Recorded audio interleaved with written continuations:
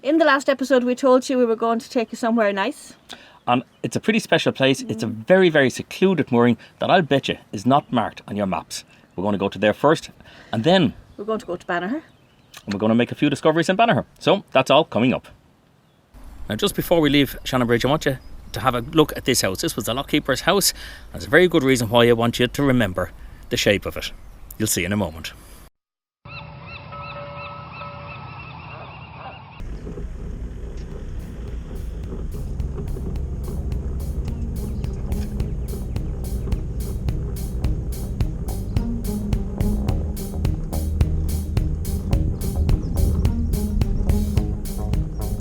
So, in a wild act of total disregard for the safety of myself, the boat and everybody on board, instead of going around this island, we're going to cut up the little canal behind it.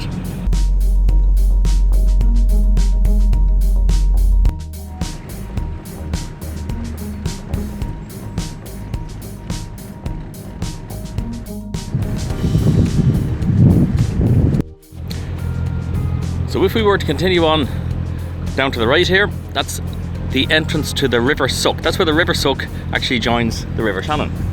And that would take us on up to Ballinasloe through just one lock. And actually that kind of ties in with where we're heading to, because we're on our way now to Fannings Lock, which was the start of the Ballinasloe Canal. Just below Shannonbridge you have this electricity power generating station, and they generate electricity here by burning turf from the nearby bog. So this is the Borton-Mona railway bridge that brings peat and turf from the bog up to the power station that we just passed by. So there's a little light railway that goes over this, and that is going to come into play with what I'm going to show you shortly.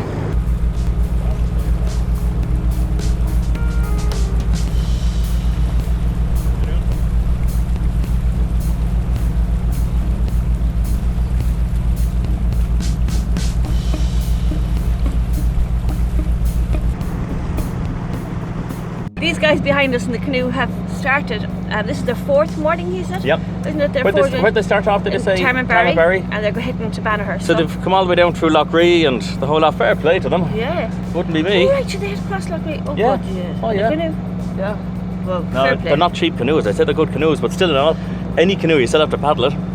Yeah, fair play now. They're obviously doing it from charity. We haven't spoken to them really, so we'll try and have a chat with them. We were going to throw a rope out and give them a tow.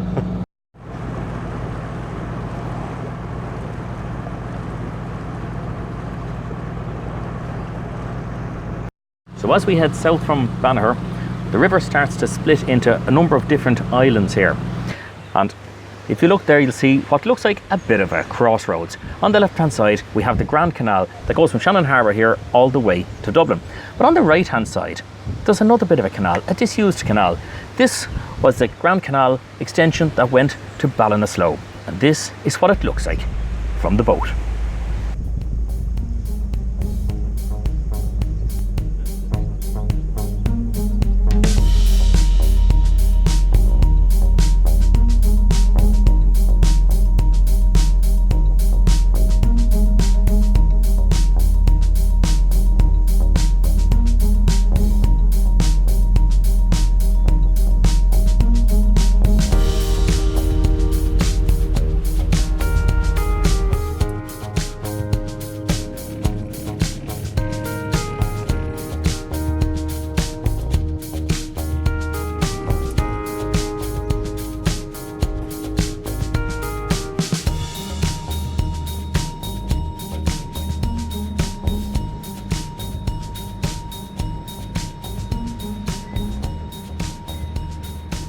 This is very eerie looking, to be honest.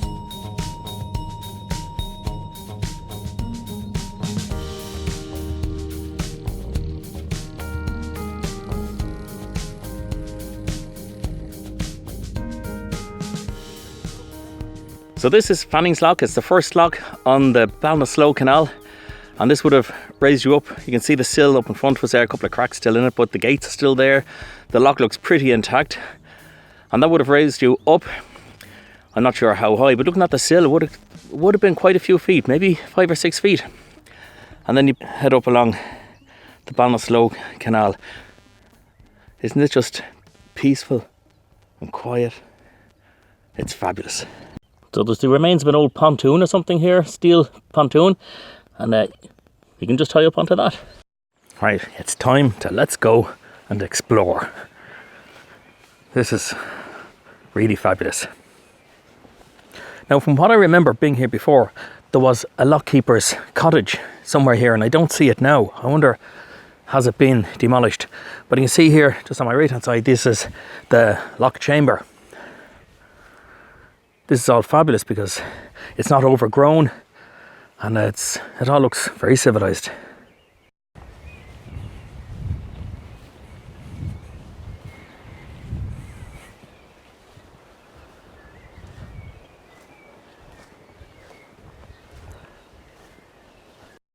So there it is. That is all that remains of the lockkeeper's cottage. And where I'm standing now is actually the bed of the canal. If I just pan around there, that's the lock straight in front of us. So you can imagine there's nothing much left of the canal. All the embankment seems to be removed. I'm standing pretty much on the sill at the moment. So the Ballinasloe Canal is really an extension of the Grand Canal, and there is another lock between here and Ballinasloe town, and that lock is called Kylemore Lock. And I went there recently by car and I got these photographs. As you can see, the Bord-na-Mona railway line actually runs through the bed of the canal, and at this point here there's actually a train sitting inside a lock chamber. You can see some of the gates are still there. The irony of having a railway train actually sitting in a lock chamber. It's a little bit sad, I thought. So guys, I should point out, I'm assuming that this land here is all in public ownership. If you are planning to come in here and you are planning to moor up, better to check it out first. That's just by way of a little disclaimer. Boats never like going in reverse. It's difficult enough to get a boat to go where you want it to go when you're going forwards. But when you're reversing, it's just potluck.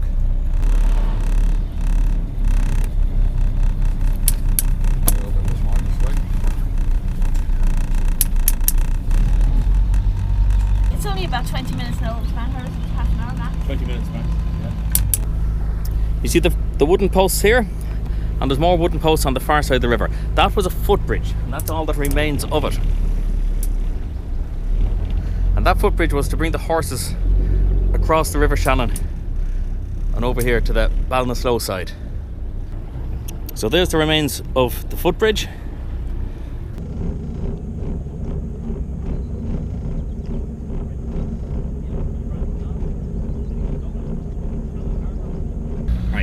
At the time the Ballinasloe Canal was built, all barges were horse-drawn at that stage. There was no motors there, and they had the choice of dig this still water canal all the way to Ballinasloe, or they could use the River Suck.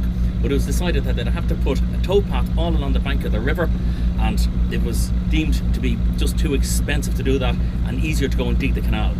However, by the time they had the canal all the way dug all the way to Ballinasloe, engines had come in, rendering the canal almost null and void, and boats did start to navigate up along the River Suck. So since then, the River Suck has now been fully open to navigation. There's one lock on it, and there's a fabulous harbour in the centre of Ballinasloe town. Yeah, and you're right in the town centre. You have a hotel right beside you. You have Lidl, all the supermarkets. Yeah, you have Tesco's, and Aldi. And Ballinasloe is a good old town, actually. Well, Harry would know very well because he spent a lot of the time there. Not going in there. We didn't go. We could have gone up the River Suck when we were up at Shannonbridge, but we decided not to. I think I spent how many weeks? I spent 6 weeks. 6-7 weeks in hospital in Ballinasloe in the last 12 months. So just for the time being, I'm a little bit turned off Ballinasloe for no reason other than that. It is a fine town, but when we're heading back up the river, maybe at the end of the summer some stage, we'll most definitely go into Banagher. When the memory is faded. When the memory is faded a bit more, yeah.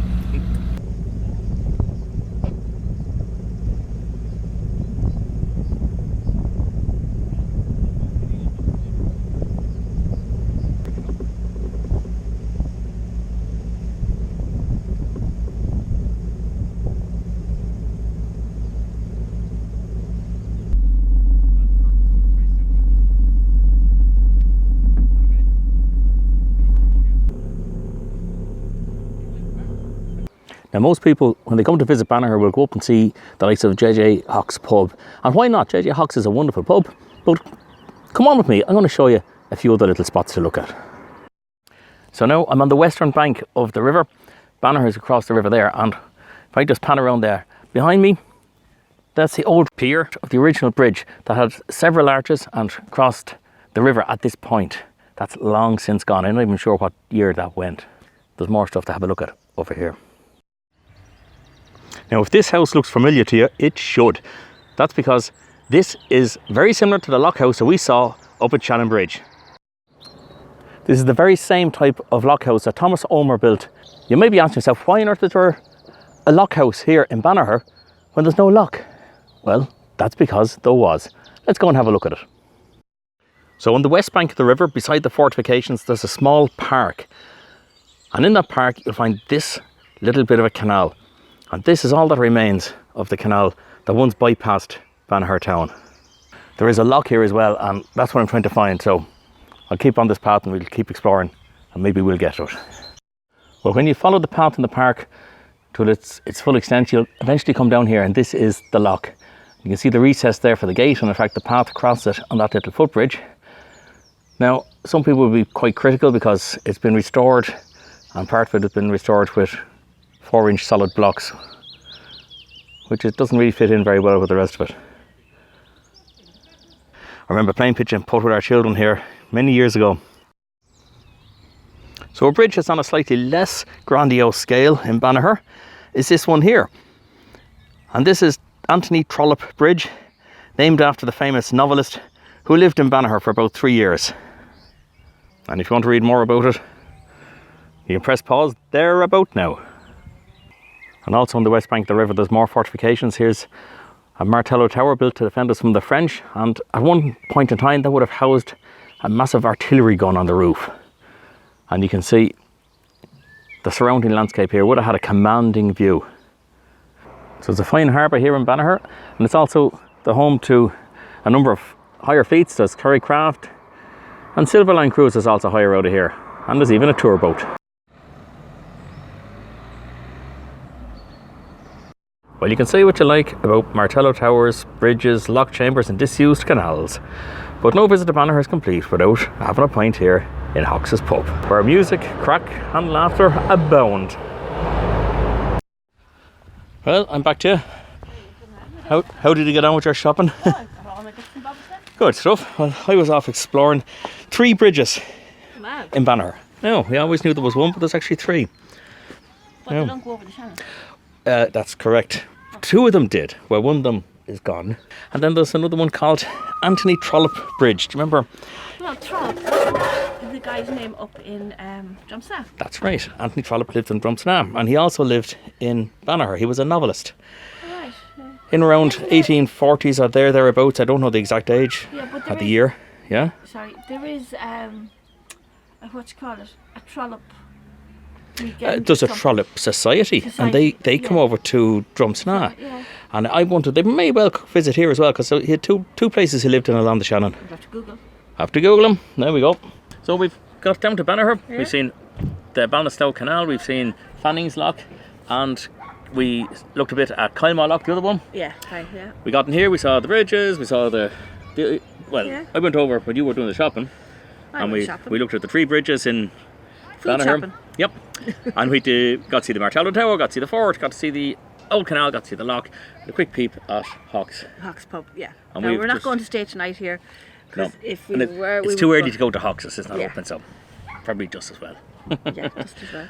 So, kind of wraps it up for this episode. Yeah. Next episode, where are we going to be? We're going to leave here now, and we're going to head to Meelick Lock, and then Portumna. Yes, we'll go through the swing bridge in Portumna, and hopefully we'll get to Terry Glass, I think. Glass, yeah. Or Castle Harbour. That's the plan. We'll see. Those places. See you in the next episode. Thanks for watching. Cheerio.